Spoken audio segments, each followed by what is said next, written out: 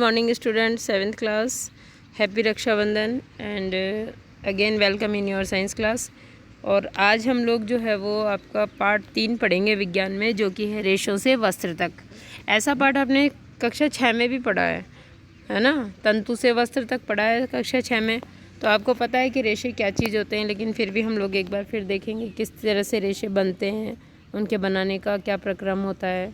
तो पार्ट 3 शुरू करने जा रहे हैं हम लोग, रेशों से वस्त्र तक। चलिए आइए देखें क्या है इस पाठ में। ये देखिए, कक्षा 6 में आपने पादपों यानी पौधों से प्राप्त होने वाले कुछ रेशे, जिनको अंग्रेजी में फाइबर कहते हैं, के बारे में पढ़ा था। आपने यह भी पढ़ा था कि ऊन और रेशम के रेशे कहाँ से प्राप्त होते हैं बेटे, हमको जंतुओं से ही प्राप्त होते हैं ना। तो ये कौन से रेशे कहलाएंगे, जंतव रेशे कहलाएंगे। तो जंतुओं से प्राप्त किए जाने वाले रेशों को क्या कहेंगे, जंतव रेशे। ये आपके जंतव रेशे यानी रेशे का एक प्रकार है। जो रेशे जंतुओं से प्राप्त होते हैं उनको जंतव रेशे कहते हैं, और उनकी परिभाषा है ये। ऊन के रेशे यानी फाइबर भेड़ अथवा याक के बालों से प्राप्त किए जाते हैं। रेशम के फाइबर जो है रेशम कीट के कोकून यानी कोश से प्राप्त होते हैं। देखो, रेशम कीट जो है वो शहतूत के पत्तों पर पाले जाने वाला एक कीड़ा है, और ये कोकून जो है उसकी लार्वा अवस्था है, ठीक है। तो ये कोकून से प्राप्त होते हैं, रेशम कीट के कोकून या कोश से प्राप्त होते हैं रेशम जो है रेशम के रेशे। क्या आप जानते हैं कि भेड़ के शरीर के किस भाग से फाइबर मिलते हैं? आओ देखें। चलो, भेड़ के ऊपर भी क्या जो भेड़ के जो सारे बाल हैं वो क्या रेशे सबसे ही रेशे बन जाते हैं, या केवल कुछ बालों से ही रेशे बनते हैं, वो देखेंगे। क्या आप जानते हैं कि इन रेशों को ऊन में कैसे परिवर्तित किया जाता है, जिन्हें हम स्वेटर बुनने के लिए बाजार से खरीदते हैं? क्या आपको जानकारी है कि रेशम के फाइबर से रेशम कैसे बनाया जाता है, जिनसे साड़ियाँ बुनी जाती है? इस अध्याय में हम ऐसे कुछ प्रश्नों के उत्तर जानने का प्रयास करेंगे, यानी हम लोग जो है वो फाइबर्स बनाने के तरीके देखेंगे हम लोग यहाँ पर। अब देखिए, जंतव रेशे, ऊन और रेशम। मैंने आपको बताया कि प्राकृतिक रेशे हैं, ये आपने पहले ही पढ़ लिया। प्राकृतिक रेशे जो प्रकृति से प्राप्त होते हैं, जंतु और पौधे दोनों ही प्राकृतिक चीज़ें हैं। तो इनसे जो रेशे प्राप्त होंगे वो प्राकृतिक रेशों के प्रकार हुए ना। तो प्राकृतिक रेशे कितने प्रकार के हो गए, 2 प्रकार के। कौन कौन से? जंतव रेशे और पादप रेशे। जंतु से प्राप्त होने वाले रेशे हम लोग पहले पढ़ रहे हैं। इसमें जंतव रेशे 2 तरह के बता दिए आपको, ऊन और रेशम। तो ऊन पढ़ेंगे पहले। ऊन कैसे प्राप्त होती है, हमको कहाँ से मिलती है? भेड़, बकरी, याक और कुछ अन्य जंतुओं से ऊन प्राप्त की जाती है। किस किस से मिलती है ऊन? भेड़ से, बकरी से, याक और कुछ अन्य जंतुओं से। जैसे बिल्कुल बर्फ़ में रहने वाले जो जीव हैं ना कुछ, उनके बाल जिनको फर कहते हैं बड़ी अच्छी और मुलायम होती है, तो उनसे भी ऊन बनाई जाती है। ऊन प्रदान करने वाले इन जंतुओं के शरीर बालों से ढके होते हैं। चित्र 3.1 में देखिएगा आप। क्या आप जानते हैं कि इन जंतुओं के आवरण पर बालों की मोटी परत क्यों होती है? बच्चों, इनको सर्दी से बचाने के लिए होती है, ठीक है ना। रक्षा करती है, सुरक्षा, ताकि इनके बालों का तापमान इसकी बॉडी या शरीर का तापमान बना रहे बालों से। बालों के बीच अधिक मात्रा में वायु आसानी से भर जाती है। वायु ऊष्मा की कुछ आलेख है, जैसे कि आप अध्याय 4 में पढ़ेंगे। अतः बाल इन जंतुओं को गर्म रखते हैं। ऊन इन रोएदार रेशों से ही प्राप्त की जाती है।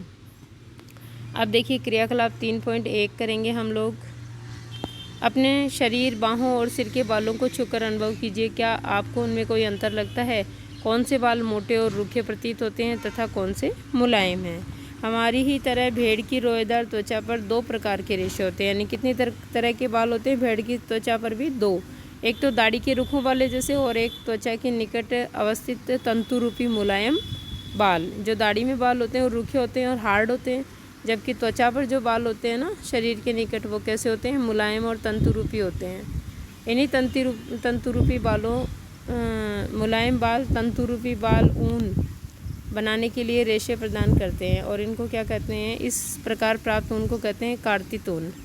भेड़ों की कुछ नस्लों में केवल तंतुरूपी मुलायम बाल ही होते हैं। इनके जनकों का विशेष रूप से ऐसी भेड़ों को जन्म देने के लिए चयन किया जाता है। यानी अच्छे गुणों वाली भेड़ है ना, अच्छे गुणों वाली, तो उनके गुणों को संकलन करके इन भेड़ों को पाला जाता है या प्रजनन कराया जाता है इनका, ताकि जितने भी भेड़ और नई प्राप्त होंगी वो सब अच्छे बालों वाली होंगी, मुलायम रेशे वाली होंगी। ऐसी भेड़ों को जन्म देने के लिए चयन किया जाता है जिनके शरीर पर सिर्फ मुलायम बाल हों। तंतुरूपी मुलायम बालों जैसे विशेष गुणयुक्त भेड़ उत्पन्न करने के लिए जनक यानी जो माता पिता होते हैं भेड़ जनकों के चयन की यह प्रक्रिया वर्णात्मक प्रजनन कहलाती है। वर्ण का मतलब चयन करना, वर्ण का क्या मतलब होता है? चयन करना, यानी गुणों को चयन करके और फिर प्रजनन करवाना अच्छे गुणों वाली संतति प्राप्त करने के लिए, ठीक है। इसको विज्ञान की भाषा में संकरण भी कहते हैं। ये देखिए आपको भेड़ दिखा रखी है, ठीक है ना, घने बालों वाली भेड़ ऐसी होती है और इससे मुलायम रेशे प्राप्त होते हैं जिनसे अच्छी किस्म की ऊन बनाई जाती है। चलिए आगे चलते हैं। अब ऊन प्रदान करने वाले और जंतु देखते हैं हम लोग। हमारे देश के विभिन्न भागों में भेड़ों की अनेक नस्लें पाई जाती है। सारणी 3.1 देखिए। यद्यपि भेड़ों की ऊन ही ऊन का एकमात्र स्रोत नहीं है, फिर भी बाजार में सामान्य रूप से उपलब्ध ऊन भेड़ की ऊन ही होती है। चित्र 3.1 याक की ऊन तिब्बत और लद्दाख में प्रचलित है। कहाँ प्रचलित है? क्योंकि याक लगभग उन्हीं क्षेत्रों में पाया जाता है, ठीक है, तिब्बत और लद्दाख में। चित्र 3.2 में देखो ये रहा याक, ऐसा होता है, देखा ना आपने? याक तो सबने देखा है, पढ़ते आ रहे हो शुरू से आप, तो याक जो है वो ये याक का चित्र है। बकरी के बालों से भी ऊन प्राप्त की जाती है। अंगोरा ऊन को अंगोरा नस्ल की बकरियों से प्राप्त किया जाता है जो जम्मू एवं कश्मीर के पहाड़ी क्षेत्रों में पाई जाती है। बेटा प्रश्न बनता है यहाँ से कि अंगोरा जो है किसकी किस्म है? पहले तो बकरी की किस्म है और ये कौन से क्षेत्र विशेष की बकरी है? ये जम्मू कश्मीर के पहाड़ी क्षेत्रों की, ठीक है ना। चित्र 3.3 और 3.4 कश्मीरी बकरी की त्वचा के निकट मुलायम बाल जिनको फर कहते हैं होते हैं। इनसे बेहतरीन शॉलें बनाई जाती है जिनको क्या कहते हैं? पश्मीना। कश्मीर की पश्मीना शॉल फेमस है ना, बहुत मुलायम होती है, बहुत सॉफ्ट। ये किससे बनती है? अंगोरा प्रजाति की बकरी की ऊन से बनती है ये, ठीक है। और ये बकरियां क्षेत्र विशेष में ही पाई जाती हैं। अपने राजस्थान में यहाँ अपन कहें कि जयपुर, सीकर, शेखावटी में पाई जाए, नहीं, ये कश्मीर में ही पाई जाएंगी, ठीक है, जम्मू कश्मीर में। ये देखो अंगोरा बकरी ऐसी होती है बच्चों, अंगोरा बकरी देख रहे हो आप, ये अंगोरा बकरी का चित्र है ये, ठीक है। अब ऊँट के शरीर के बालों का भी उपयोग भी ऊन के रूप में किया जाता है, यानी ऊँट के बालों से भी ऊन बनाई जाती है। चित्र 3.5 में देखिए आप, ये रहा ऊँट। दक्षिण अमेरिका में पाए जाने वाले लामा और एल्पेका से भी ऊन प्राप्त की जाती है। ये दो अन्य जंतु हैं, दक्षिणी अमेरिका में पाए जाते हैं।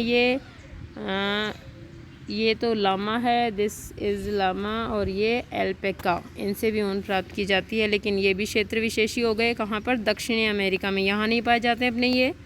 क्रियाकलाप 3.2 देखिए। उन जंतुओं के चित्र एकत्रित कीजिए जिनके बालों का उपयोग ऊन के रूप में किया जाता है।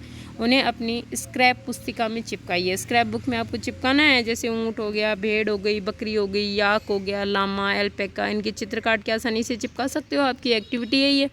यदि आप चित्र प्राप्त नहीं कर पाएँ तो इस पुस्तक में दिए गए चित्रों को देखकर उन्हें बनाने का प्रयास कर सकते हो। आप कर सकते हो ना। अपनी क्षेत्रीय और देश की अन्य भाषाओं में भेड़, बकरी, ऊँट और याक जिस नाम से जाने जाते हैं उनका पता लगाने का भी प्रयास करो कि क्या सभी क्षेत्रों में भेड़ को भेड़ के नाम से ही जाना जाता है या फिर किसी और नाम से जाना जाता है। तो इस तरह से इनके जो उपनाम होंगे क्षेत्र विशेष के हिसाब से, वो भी आपको पता करने की कोशिश करनी है और इसमें आप अपने बड़ों का सहयोग ले सकते हो। इसके अलावा जो है वो क्या कर सकते हो, आप गूगल से भी सहयोग ले सकते हो। आजकल इंटरनेट से पढ़ रहे हो आप लोग, ऑनलाइन क्लासेस आपकी हो रही है, तो कोई चीज़ अगर आपको समझ में नहीं आती है, पता करनी है, तो गूगल पे आप सर्च कर सकते हो। गूगल आपको सब चीज़ें बताता है, ठीक है। अदरवाइज़ आप अपने टीचर्स से पूछ सकते हो। तो ये एक्टिविटी आसान है और आप आराम से कर सकते हो। अब आपका आज के होमवर्क में आप देखो, रेशे किसे कहते हैं, आपको छठी क्लास में भी पढ़ाया था। रेशे कितने प्रकार के होते हैं, जैसे प्राकृतिक और कृत्रिम रेशे होते हैं। तो प्राकृतिक रेशे कितने प्रकार के होते हैं, तो हमने पढ़ा है कि जांतव रेशे और पादप रेशे। और हम लोग पढ़ रहे हैं किसके बारे में? प्राकृतिक रेशों में जांतव रेशों के बारे में पढ़ रहे हैं। जांतव रेशे में रेशम और ऊन है। तो सबसे पहला रेशा हमने ऊन पढ़ा आज। अभी ऊन में हमने सिर्फ ये पढ़ा है कि ऊन कहाँ कहाँ से, कौन कौन से जंतुओं से प्राप्त होती है। तो ये आपको आज के होमवर्क में सारा करना है। बाकी अब कल हम लोग देखेंगे ऊन बनाने के तरीके, रेशे से किस प्रकार, जैसे बाल प्राप्त हो गए, फिर इनके लिए इनसे ऊन बनाने के लिए या ऊन का रेशा बनाने के लिए क्या क्या काम किए जाते हैं, ठीक है। ओके स्टूडेंट्स, आज के वीडियो में इतना ही। बाकी इसका नेक्स्ट जो आपके कल के वीडियो में पढ़ेंगे।